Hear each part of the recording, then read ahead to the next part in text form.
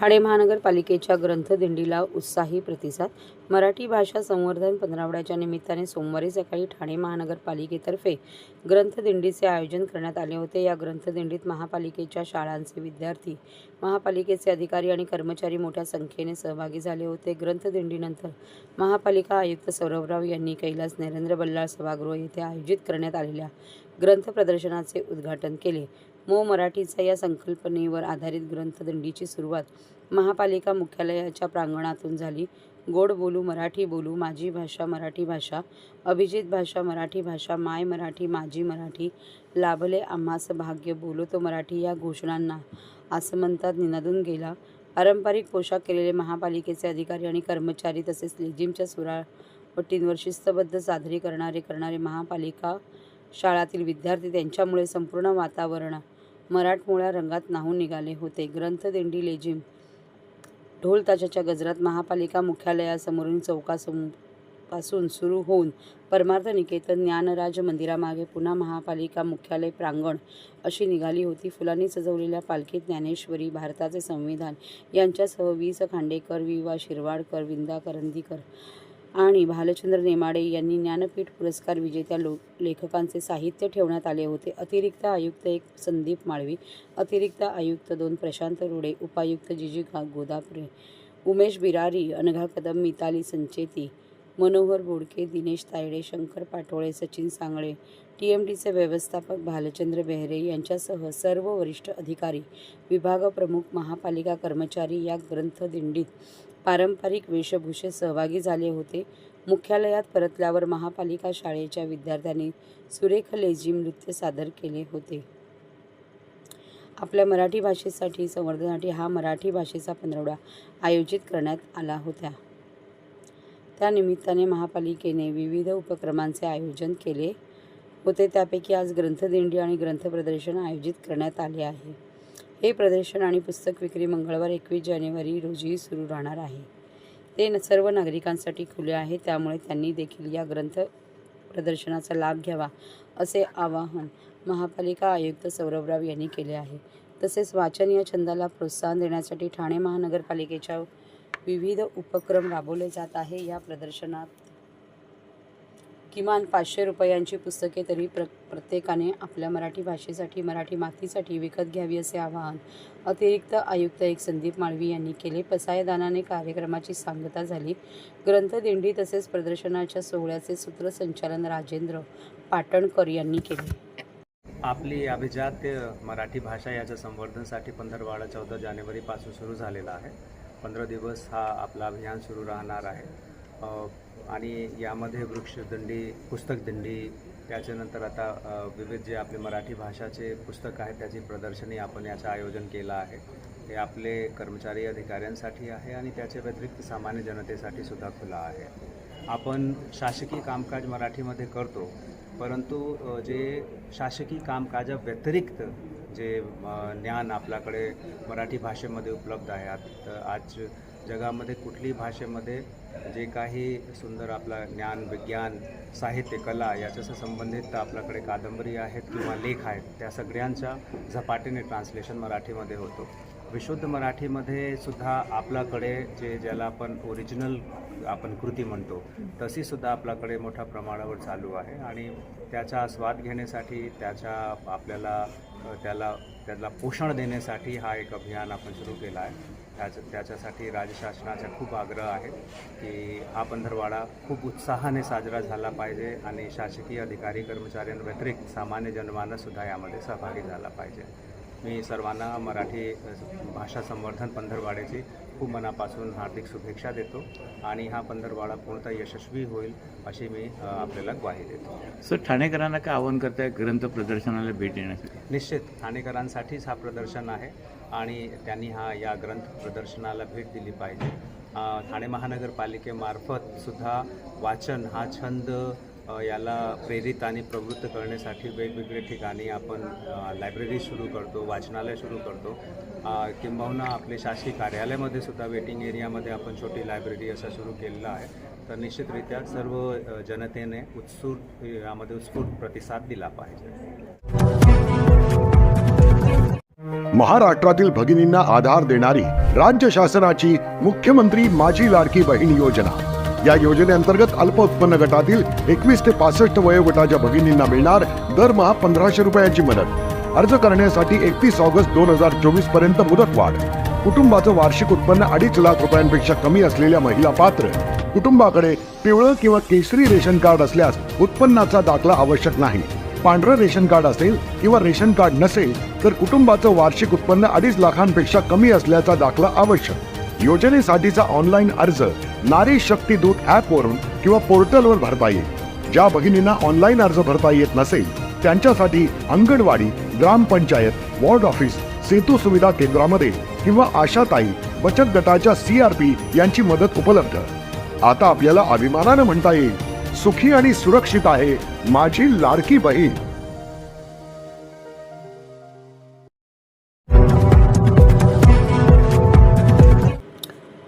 टाकाऊ वस्तूंचा पुनर्वापर करण्याबाबतचा संदेश देण्यासाठी ठाणे महापालिकेने टाकाऊ वस्तूंपासून 4 कलाकृती तयार केल्या आहेत। यामध्ये ठाणे बदलते, टायर टू ट्रेझर, तंत्र फुलपाखरू आणि सायकल टू सस्टेनेबिलिटी यांचा समावेश असून या कलाकृती कोलशेत, गायमुख चौपाटी, ठाणे महानगरपालिका मुख्यालय आणि उपवन येथे ठेवण्यात आल्या आहेत। ठाणे महापालिका क्षेत्रात दररोज 1000 मेट्रिक टनच्या आसपास कचरा जमा होतो। त्यात 60% ओला तर 40% सुका कचरा असतो।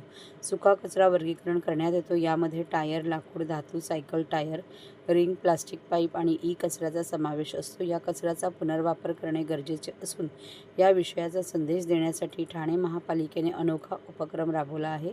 या कचऱ्याचा पुनर्वापर करून महापालिकेने आकर्षक कलाकृती तयार केल्या आहेत। त्यामध्ये ठाणे बदलते, टायर टू ट्रेझर, तंत्र फुलपाखरू आणि सायकल टू सस्टेनेबिलिटी यांचा समावेश आहे। यापैकी या कलाकृती कोलशेत, गायमुख चौपाटी, ठाणे नगरपालिका मुख्यालय आणि उपवन येथे ठेवण्यात आला आहे।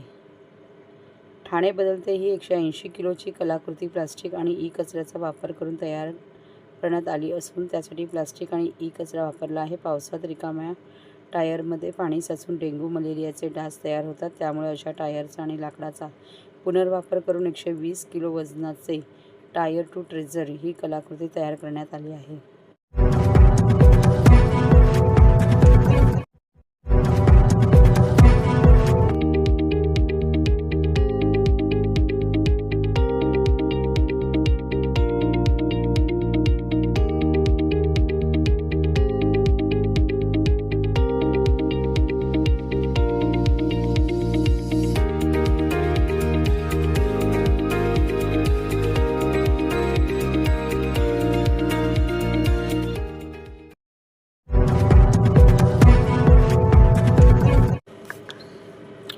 तीस वर्षापूर्वी हरवलेल्या 80 वर्षाच्या आजीला मिळाला कुटुंबाचा आधार।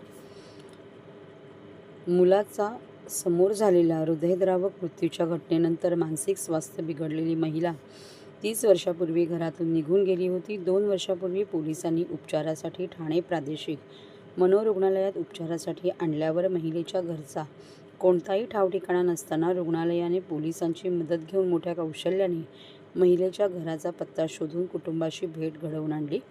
ताराबाई मोरे नाव बदलून साधारण 80 वर्षाच्या 30 वर्षापूर्वी घरातून निघून गेल्या होत्या। मानसिक स्वास्थ्य हरवलेल्या ताराबाईंना 2 वर्षापूर्वी नाशिक पोलिसांना आढळून आल्यावर त्यांना उपचारासाठी ठाणे प्रादेशिक मनोरुग्णालयात दाखल केलं। ताराबाई या कुठून आल्या असल्याची कोणतीच माहिती मिळत नव्हती। त्यामुळे ताराबाई यांच्या कुटुंबियांना शोधायचे कसे हा प्रश्न रुग्णालयाला होता। रुग्णालयाचे वैद्यकीय अधीक्षक डॉक्टर नेताजी मुळीक यांच्या मार्गदर्शनाखाली ताराबाईवर मानसिक उपचार आणि त्यांच्या कुटुंबियापर्यंत पोहोचवण्याचे प्रयत्न सुरू होते, अशी माहिती रुग्णालयाचे समाजसेवा अधीक्षक नितीन शिवदे यांनी दिली। ताराबाई यांच्या घरचा पत्ता विचारायचा झाल्यास ती पंचवटी एवढंच सांगायची। रुग्णालयाने पंचवटी पोलिसांशी संपर्क साधून ताराबाई यांच्या कुटुंबाचा शोध घेण्यास सांगितले, मात्र फारसा काहीच उपयोग झाला नाही। दरम्यानच्या काळात ताराबाईंवर समुपदेशन, ग्रुप थेरपी आणि औषधोपचार देण्याचे काम सुरू होते। त्यांचे मानसिक स्वास्थ्य हळूहळू सुधारत होते, त्यामुळे तिच्याशी विचारपूस करताना अहिल्यानगर शहरातील एका परिसराचे नाव ताराबाई यांनी सांगितले असता रुग्णालयाने तात्काळ जवळच्या पोलिसांशी संपर्क करून ताराबाई यांची माहिती दिली. यावेळी पोलीस आणि रुग्णालयाला तिच्या कुटुंबाला शोधलं व नुकतंच ताराबाई यांना कुटुंबाकडे सुपूर्द केलं गेलं. ताराबाई यांचं मानसिक स्वास्थ्य चांगले सुधारले असून यासाठी मानसोपचार तज्ज्ञ डॉक्टर मोहम्मद फैजल मोहम्मद सादिक, डॉक्टर मधुरा गायकवाड, समाजसेवा अधीक्षक नितीन शिवदे, ब्रह्मदेव जाधव, महिला परिचारिका, पोलीस कर्मचारी राहुल शेळके आदींनी अथक परिश्रम घेतले. 30 वर्षापूर्वी घरातून गेलेल्या ताराबाई यांना शोधण्यासाठी कुटुंबियांनी देखील खूप प्रयत्न केले होते, पण आमचे कर्मचारी आणि पोलिसांनी ताराबाई यांच्या कुटुंबाचा शोध घेतला. ताराबाई जेव्हा कुटुंबाला भेटल्या त्यावेळी त्यांच्या कुटुंबाचा आनंद शब्दात सांगता येणारा नव्हता. कुटुंबांनी केक कापून आनंदी वातावरणात ताराबाई यांचं स्वागत केलं. आमचे समाजसेवा अधिकारी ताराबाई यांच्या स्वास्थ्याची चौकशी करीत असतात. मला प्रादेशिक मनोरुग्णालयाला अतिशय आनंद होत आहे की आम्ही एक मनोरुग्ण 30 वर्षानंतर त्याच्या स्वगृही कुटुंबात त्यांचं कुटुंबात मिलन करत आहोत. जी गोष्ट अशी आहे की सदर महिला 30 वर्षापूर्वी घरातून मानसिक आजाराच्या धक्क्यामुळे बाहेर पडली होती.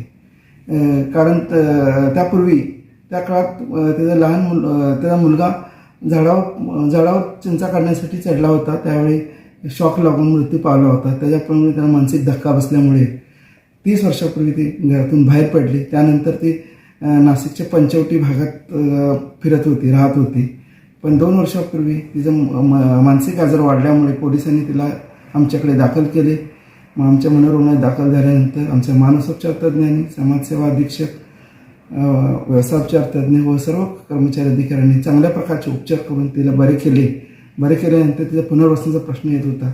त्यावेळी आम्ही क्लू शोधत होतो, तिचा पत्ता काय सापडतो का नाही. त्यामध्ये आम्हाला थोडीशी क्लू मिळाली. त्यामध्ये सध्याचं अहिल्यानगर, पूर्वीचं अहमदनगर जिल्ह्यातील एक जागेचा पत्ता मिळाला, थोडा क्लू मिळाला. त्यानंतर पोलिसांशी तेथील संपर्क साधून पत्ता कन्फर्म केला व कुटुंबाला बोलवून घेतले. त्यावेळी कुटुंबातील सर्व सदस्य अतिशय आनंद झाले. आनंद अक्षरशः ओसंडून वाहत होता आणि आम्ही त्यामध्ये कुटुंबात मिलन करण्यामध्ये यशस्वी झालो. याबद्दल आम्हाला अतिशय आनंद होतो आहे. तर आम्ही समाजाला असं आव्हान आहे की आपल्या घरातील कोणी व्यक्ती घरातून गायब झाली असेल तरी जवळचे मनोरुग्णालय किंवा तीर्थक्षेत्र अशा ठिकाणी शोधणं सुद्धा गरजेचं आहे. केवळ आपला मनोरुग्ण गेला आता मिळणार नाही वगैरे अशा न करता हे करायला, हे माझं आव्हान राहील. आणि आम्हाला वेळोवेळी सर्वांचं मनोरुग्णाचं पुनर्वसन करण्यासाठी समाजाकडून सुद्धा चांगल्या सहकार्याची अपेक्षा आहे.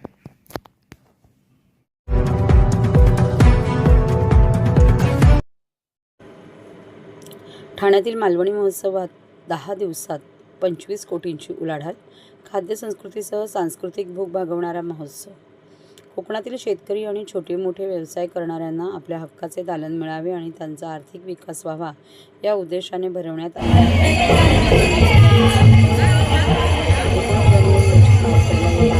तब्बल 25 कोटींची उलाढाल झाली अशी माहिती मालवणी महोत्सवाचे आयोजक सीताराम राणे यांनी दिली.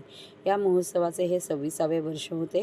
ठाणे पश्चिमेकडील शिवाईनगर येथील उन्नती गार्डन मैदानात कोकण ग्रामविकास मंडळाच्या वतीने 10 ते 19 जानेवारी या कालावधीत राजकीय, सामाजिक तसेच विविध प्रशासकीय मान्यवरांसह लाखो लोकांनी या महोत्सवाला भेट दिली. या मालवणी महोत्सवात दररोज धार्मिक, सात्विक, अग्निहोत्र होमासह सांस्कृतिक मनोरंजन व कोकणी खाद्य संस्कृतीची चव चाखण्याची आणि कोकणी मेवा खरेदी करण्याची सुवर्णसंधी रसिक खवय्यांना साधली.